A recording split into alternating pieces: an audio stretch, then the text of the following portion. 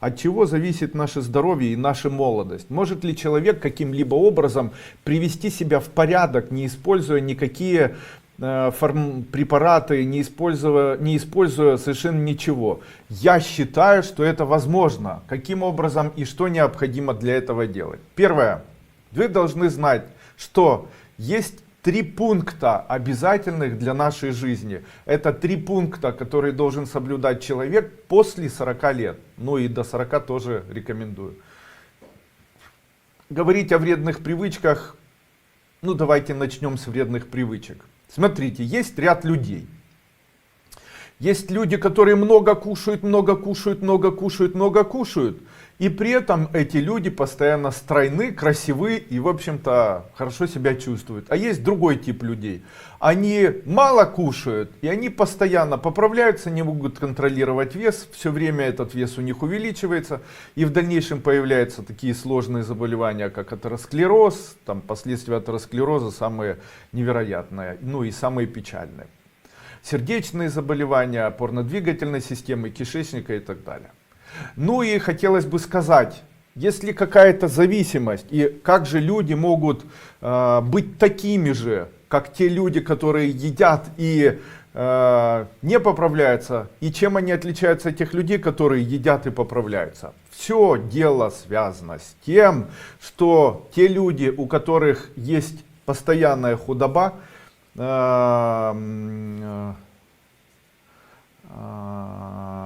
у них есть определенная кишечная бактерия. Она называется Аккермансия муцинофила. Данная бактерия Аккермансия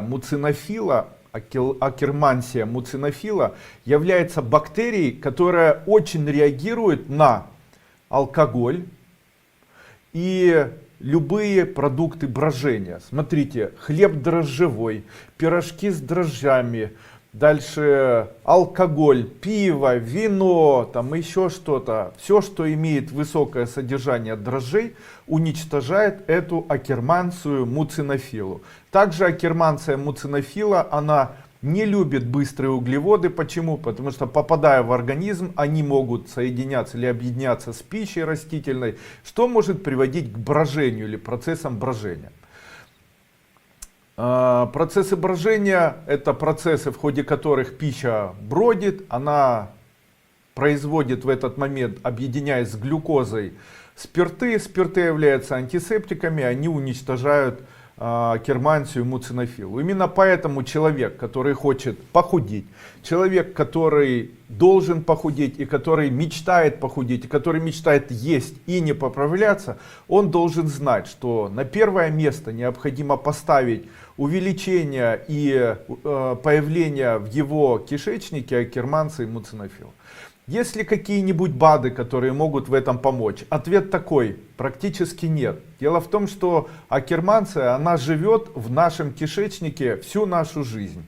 И нашей задачей является заставить ее размножаться. Итак, мы уже знаем, что любые дрожжи, которые попадают в наш кишечник, они могут уничтожать аккермансию муцинофила. Второе. Антибиотики активные на длительное время уничтожают аккермансию.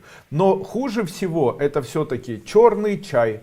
Дальше это дрожжевой хлеб, это продукты с высоким содержанием дрожжей. Дальше кефир, который мы принимаем, он может, если он сладкий, то он может бродить.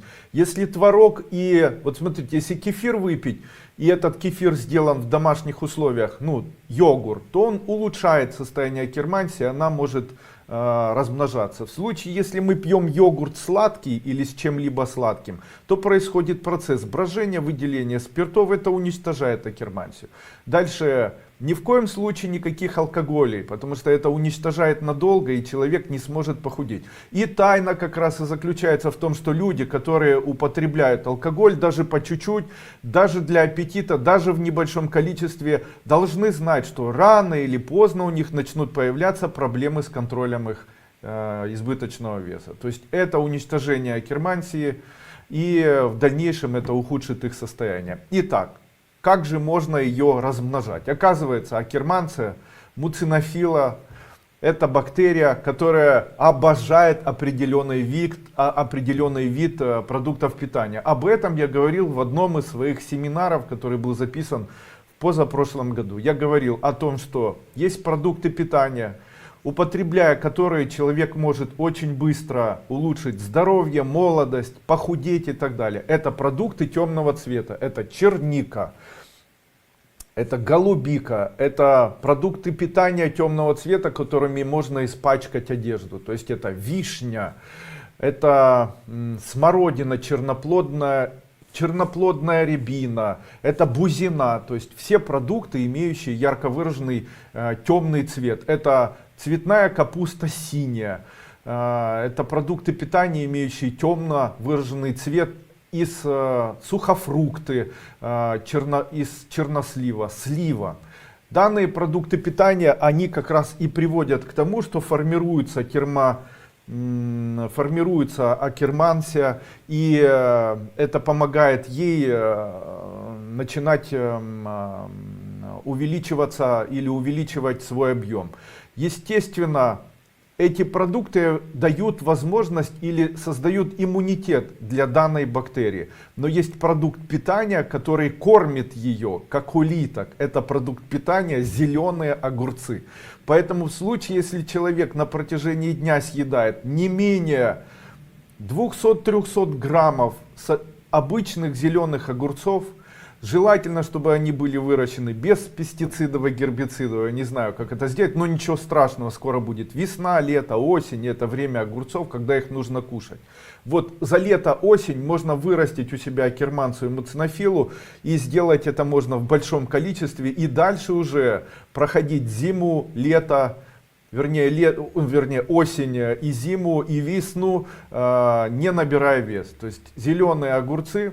Очень хорошо, зеленый огурец плюс кефир с солью, без сахара, на протяжении дня ничего сладкого, и одну пригоршню черники или одну пригоршню, можно сушеной, можно приобрести у меня черничную пасту, принимать там черничную пасту, можно купить сок черноплодной рябины там, или бузины и так далее, принимать в небольшом количестве. Можно делать салаты из красной капусты, ну и так далее. Посмотрите продукты питания, которые вам доступны, которые имеют вот такой темный цвет.